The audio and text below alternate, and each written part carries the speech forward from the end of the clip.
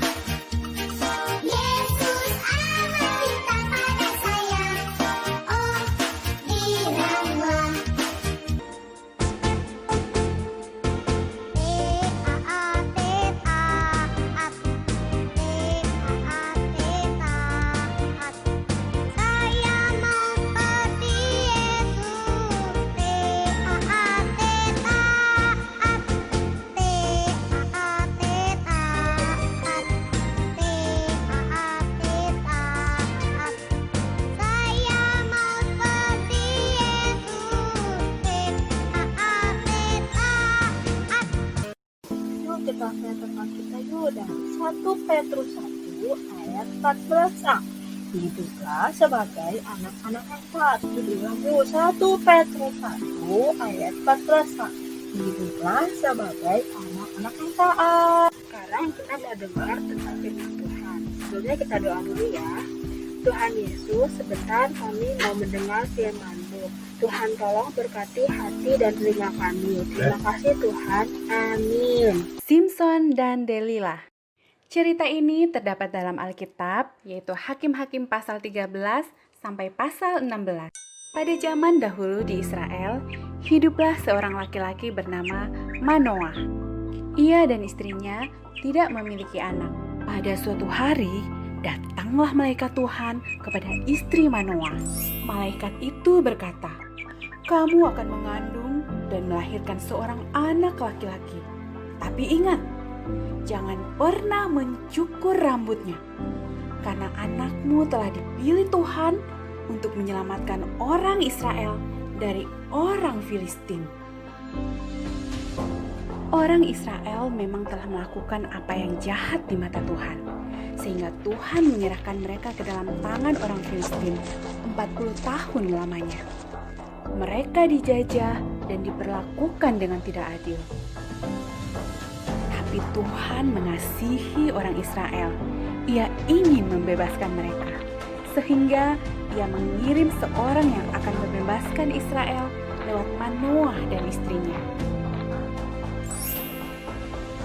Akhirnya istri Manoah melahirkan seorang bayi laki-laki yang cantik, dan mereka menamainya Simson. Simson bertumbuh besar dan ia diberkati Tuhan. Ia menjadi orang yang sangat kuat.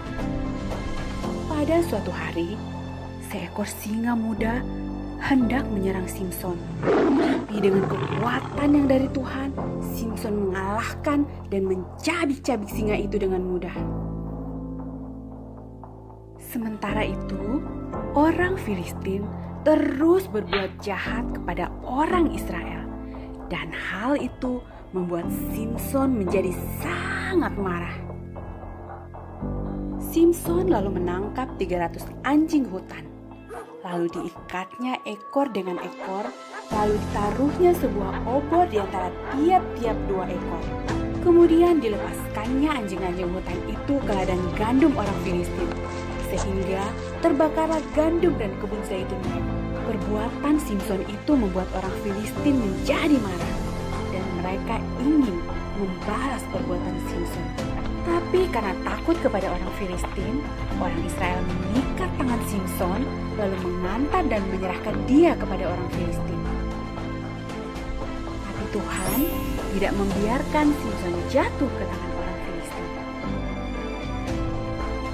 Dengan kekuatan yang dari Tuhan, Simson memutuskan tali-tali yang mengikat tangannya.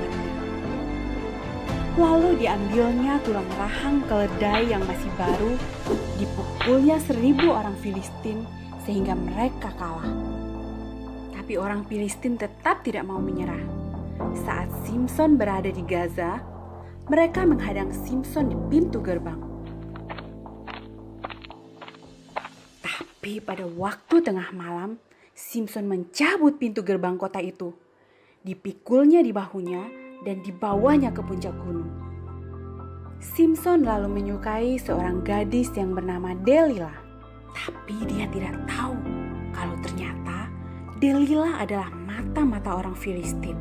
Karena terus-terusan dibujuk Delila, akhirnya Simson memberitahu rahasia kekuatannya.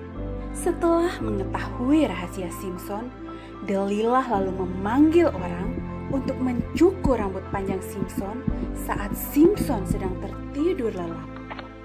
Lalu datanglah orang Filistin menangkap Simson. Tapi Tuhan telah meninggalkan Simson. Orang Filistin lalu menjungkil mata Simson sehingga ia menjadi buta. Simson yang lemah dan buta itu akhirnya ditangkap dan dipenjara.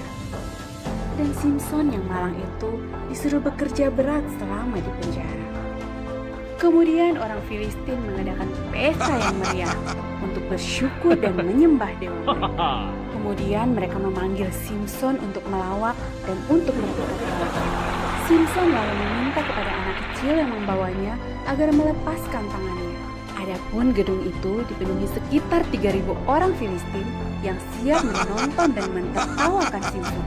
Lalu berdoalah Simson kepada Tuhan, "Ya Tuhan, buatlah aku kuat sekali ini saja, supaya aku dapat mengalahkan orang-orang Filistin yang jahat ini." Dan Tuhan mendengarkan doa Simson. Lalu dengan kekuatan yang dari Tuhan, Simson mematahkan 2 tiang penyangga di tengah gedung itu. Sehingga gedung itu roboh, menimpa ribuan orang Filistin dan juga Simson. Nah adik-adik, Simson telah diberikan kekuatan yang istimewa dari Tuhan. Tapi Simson tidak menjaganya dan mempergunakannya dengan baik. Sehingga ia dihancurkan oleh musuh-musuhnya. Matanya dicukil, ia dipenjara, dan ia jadi bahan tertawaan musuh-musuhnya. Nah, sebagai anak-anak Tuhan, kita diberi banyak hal istimewa.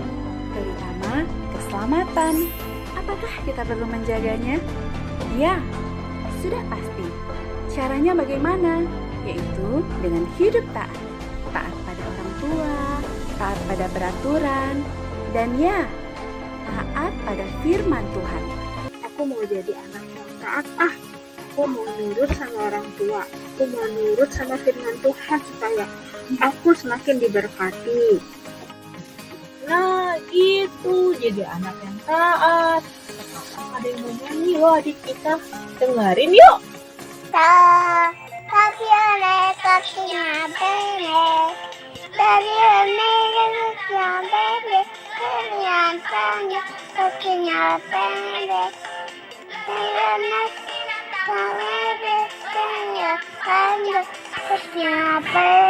Keren kan videonya? Angkat jempol dulu dong. Yeay.